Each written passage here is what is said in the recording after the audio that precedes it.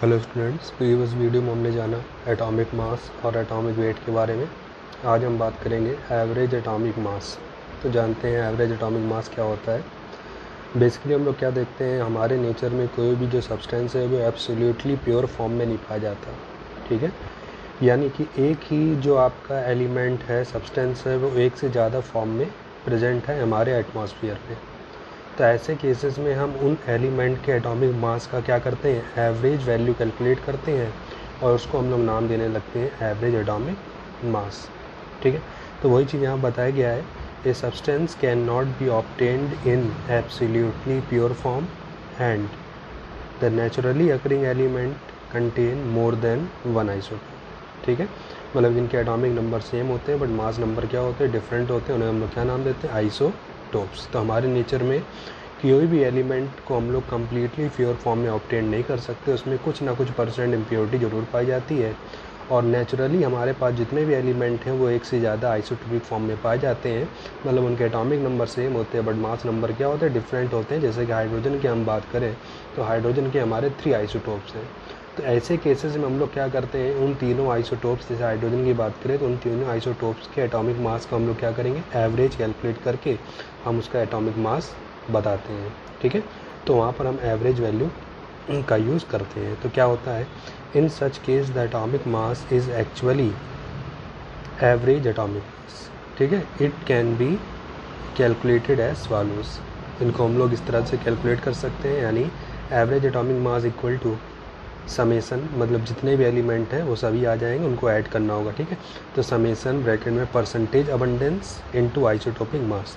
Nature में वो किस क्वांटिटी में प्रेजेंट है, इनको हम लोग नाम देते हैं, या कितनी क्वांटिटी है उसकी, तो इसको हम लोग नाम देते हैं परसेंटेज अबंडेंस इनटू उसका आइसोटोपिक मास कितना है। ठीक है, अपॉन पूरे क्या कर देते हैं 100। तो जैसे अगर 2 हैं आइसोटोप तो फर्स्ट वाले का कितना प्रेजेंट है इनटू उसका आइसोटोपिक मास कितना है, प्लस सेकंड वाला कितना परसेंट है और उसका आइसोटोपिक मास कितना है। ठीक, ऐड करके 100 से हम लोग क्या करते हैं, डिवाइड कर देते हैं। तो इसीलिए हमने यहाँ पर कौन सा वर्ड सिंबल यूज़ करा है, समेसन का। ठीक है, तो एवरेज एटॉमिक मास मतलब समझ गए कि हमारे नेचर में कोई भी एलिमेंट जो होते हैं वो एब्सोल्युटली प्योर फॉर्म में नहीं पाए जाते हैं और एक से ज़्यादा आइसोटोपिक फॉर्म में पाए जाने की वजह से उनका एटॉमिक मास जो है उनको हम लोग एवरेज वैल्यू की तरह कैलकुलेट करते हैं। और उसको कैलकुलेट करने के लिए एक फार्मूला दिया गया है। वो फार्मूला क्या है आपका, average atomic mass equal to summation bracket में परसेंटेज अबंडेंस, यानी नेचर में वो कितने परसेंट प्रेजेंट है, इनटू उसका आइसोटोपिक मास कितना है, डिवाइडेड बाई 100। तो इस तरह से हम लोग एवरेज एटॉमिक मास को कैलकुलेशन करेंगे। ठीक है, तो इस पे बेस्ड न्यूमेरिकल किस तरह से बनते हैं, चलिए न्यूमेरिकल को भी देख लेते हैं। इस तरह से आपको एक न्यूमेरिकल दिया गया है, एवरेज एटॉमिक मास से रिलेटेड कहा गया है, कैलकुलेट द एटॉमिक मास यानी average atomic mass of chlorine using the following data. कुछ डेटा दिए गए हैं, जैसे क्लोरीन 35, 2 आइसोटोप है, एक 35 और एक क्या है 37, मतलब एटॉमिक नंबर जो सेम है और मास नंबर दोनों की क्या है, डिफरेंट है। यानी हमारे नेचर में जो क्लोरीन है वो 2 तरह से पाई जाती है, एक 35 एटॉमिक मास के फॉर्म में, एक 37 एटॉमिक मास के फॉर्म में। तो जो 35 वाले एटॉमिक मास है उसके नेचर में जो परसेंटेज है, यानी नेचर में वो कितने परसेंट पाई जाती है, 75.77%, और 37 वाली कितने परसेंट, क्या परसेंटेज है, 24.23%। ठीक है, जो आपका जो क्लोरीन 35 है उसका जो मोलर मास होता है प्रैक्टिकली वो कितना होता है, 34.9689, जबकि 37 वाले का कितना होता है, 36.9659। तो ऐसे केसेस में हम लोग को क्या करना होता है, इनका एटॉमिक मास का एवरेज वैल्यू कैलकुलेट करते हैं। तो एवरेज वैल्यू कैसे कैलकुलेट करेंगे, उसके लिए हमें फार्मूला क्या दिया गया है, तो हम लोग उसको शॉर्ट टर्म में ऐसे लिख लिया, पर average atomic mass equal to क्या होता है, समेसन ब्रैकेट में परसेंटेज अबंडेंस, यानी नेचर में वो कितने परसेंट पाया जा रहा है, ठीक है, इनटू आइसोटोपिक मास, और उस आइसोटोप का मास कितना है। जैसे क्लोरीन के 2 आइसोटोप हैं और उनका जो आइसोटोपिक मास है या इसका मोलर मास है वो आपको दिया गया है, अपॉन क्या कर लेते हैं 100। ठीक, तो यहाँ पर 2 आइसोटोप दिए गए हैं, तो पहले वाले का नेचर में अबंडेंस कितनी है, 75.77 इनटू उसका आइसोटोपिक मास कितना है, 34.9689। ठीक, प्लस दूसरा वाला कौन सा है, 37 वाला, उसकी परसेंटेज कितनी है, 24.23 और उसका आइसोटोपिक मास कितना है 36.9659। ठीक है, हमने इसका टोटल करा और उसके बाद हमें क्या करना होगा, इसमें 100 से डिवाइड करना होगा। ठीक है, जब इसको हम लोग मल्टीप्लाइड करके ऐड करके 100 से डिवाइड करेंगे तो आपका जो आंसर है वो आपका आ जाएगा 35.4527। ठीक है, यूनिफाइड मास यानी यू। ठीक, तो इस तरह से आपको एवरेज एटॉमिक मास कैलकुलेट करना होगा। इसीलिए हम लोग जो क्लोरीन होता है उसका जो एटॉमिक मास हमें दिया जाता है वो कितना दिया जाता है 35.5, जो कि उसकी एवरेज वैल्यू होती है, जिसको हम उसका एवरेज एटॉमिक मास भी बोल सकते हैं। ठीक है, अब हम बढ़ते हैं अपने नेक्स्ट टॉपिक पे। नेक्स्ट टॉपिक है आपका मॉलिक्यूलर मास या मॉलिक्यूलर वेट। तो अभी तक हम लोग एटम के मास की बात कर रहे थे। ठीक है, अब हम बात करेंगे मॉलिक्यूल के मास की। तो हमें जैसा कि मालूम है मॉलिक्यूल जो होता है वो एटम से मिलकर के बना होता है।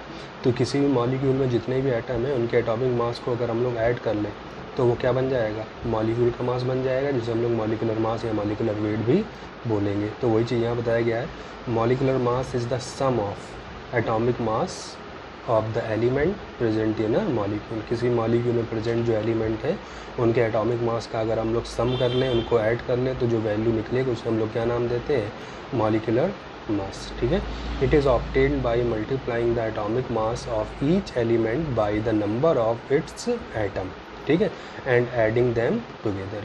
जितने भी एलिमेंट हैं उनके एटॉमिक मास में उनके नंबर ऑफ एटम से क्या करेंगे, मल्टीप्लाइड कर लेंगे और उन सबको ऐड कर लेंगे। ऐड करने पे आपका क्या निकलेगा, मॉलिक्यूलर मास। जैसे कि कहा गया है मॉलिक्यूलर मास ऑफ CO2। तो CO2 का मॉलिक्यूलर मास निकालना है तो हमें मालूम है कार्बन का 12 होता है, ऑक्सीजन का 16। ठीक है, ये वैल्यू आपको गिवन होगी। ठीक, तो हमने क्या करा, कार्बन कितने, एक ही है तो 12। ठीक, एक ही कार्बन प्लस ऑक्सीजन कितना होता है 16, तो 16 इंटू ऑक्सीजन कितने दिए गए 2, तो इंटू 2 कर लिया, कितना आ गया 44 U यूनिफाइड मास। ऐसे मॉलिक्यूलर मास हमने H2 निकाला तो हाइड्रोजन का कितना होता है 1, ऑक्सीजन कितना होता है 16। तो हाइड्रोजन है कितने, 2 हैं, तो हमने 2 इंटू क्या करा, हाइड्रोजन का मॉलिक्यूलर मास प्लस 16। ऑक्सीजन एक ही है तो एक से कोई मल्टीप्लाइड नहीं करा जाएगा, वही वैल्यू मिलेगी आपको।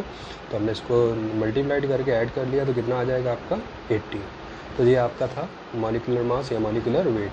इस तरह से आपको मॉलिक्यूलर फार्मूला दे दिया जाएगा और उसमें प्रेजेंट एलिमेंट का एटॉमिक मास दे दिया जाएगा, जिसको आप उससे मॉलिक्यूलर मास कैलकुलेट कर लोगे। अब हम बात करते हैं, नेक्स्ट है फार्मूला मास। फार्मूला मास क्या होता है देखते हैं। The formula mass of a substance is the sum of the atomic mass of all atom in the formula unit of a compound. It is normally calculated for ionic compound. तो वो formula mass आपका molecular mass की तरह ही होता है, but basically हम लोग formula mass का यूज़ उन कंपाउंड के लिए करते हैं जो कि आयनिक फॉर्म में एग्जिस्ट करते हैं, यानी मोस्टली जो होते हैं वो क्या होते हैं, आपके सॉल्ट होते हैं, उनके लिए यूज़ करा जाता है। बाकी तरीका वही है, किसी भी सब्सटेंस के फार्मूला मास में प्रेजेंट जो एटम है उनके एटॉमिक मास को हम लोग क्या कर लेंगे, सम कर लेंगे, ऐड कर लेंगे, और जो आपका वैल्यू आएगी वो उसका क्या कहलाएगा, फार्मूला मास कहलाएगा। ठीक है, तो फार्मूला मास ऑफ NaCl, जिसे हम लोग जानते हैं NaCl सॉल्ट है और एक आयनिक कंपाउंड है। ठीक, आयनिक कंपाउंड होने की वजह से इसका हम लोग क्या निकालेंगे, फार्मूला मास, जो कि मॉलिक्यूलर मास के ही इक्वल होता है। तो क्लोरीन का कितना, सोडियम कितना होता है 23 होता है, प्लस क्लोरीन कितना होता है 35.5 होता है। दोनों रख के हमने ऐड कर लिया, कितना आ गया 58.5 U यानी यूनिफाइड मास। तो ये था आपका formula mass, molecular mass, average atomic मास के बारे में।